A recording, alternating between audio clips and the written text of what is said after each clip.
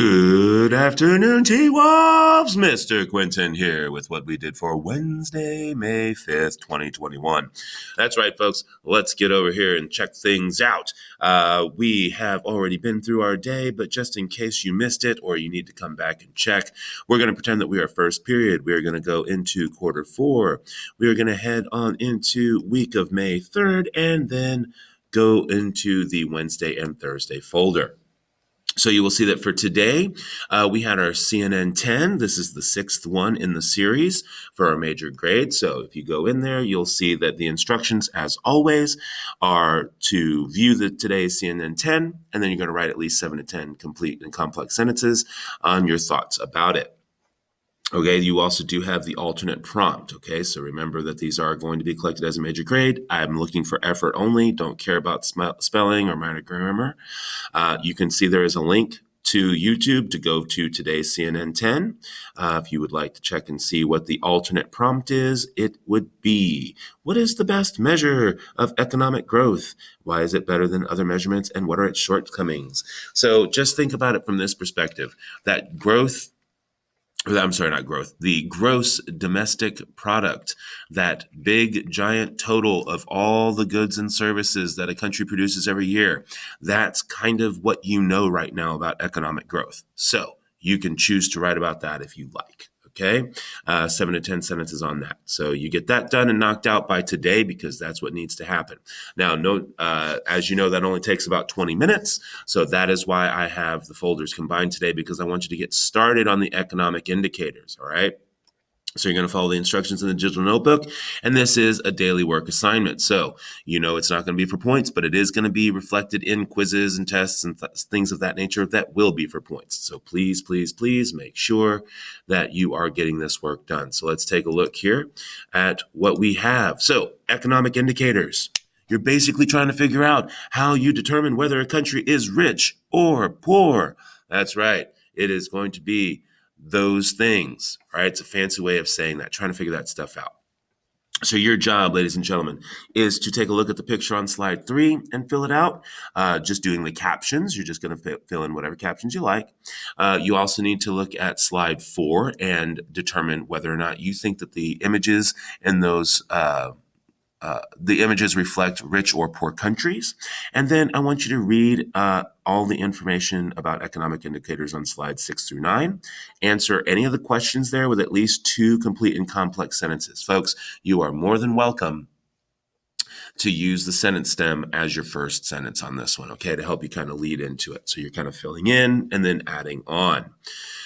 So if we take a look here, I will switch gears on this and show you mine so you can see what we did. So again, you can see here, take a look at this picture and see what is going on. You can see how there is a slum right here. And this is a shantytown slum where clearly not well-off people live. But in the background, you've got this beautiful skyline. So clearly there is a bunch of wealth to be had here. So I just kind of said, wow, is life hard? We can barely survive out here, let alone thrive. And then, of course, the rich people are like, boy, it sure is nice to have money. So you can caption it however you want. You can also move the circles around, and you can see here that I thought that this was from rich or poor countries. I said poor, rich, and rich. But folks, it's a trick question. You have to look at economic indicators. You cannot tell by a picture alone whether or not a country is rich or poor, because every country has rich and poor areas. You're trying to figure out if the country is rich overall. So economists look at these questions. These questions lead to the indicators that help us determine whether or not a country is rich or poor. So you're going to need to take a look at these questions and try and figure out which question is the most important to you. Which question matters the most? Throw that in here and then answer it. So the question, can people access the things they need to survive, is important because the basic needs like food, shelter, clothing, and activities will determine if they can live in the country.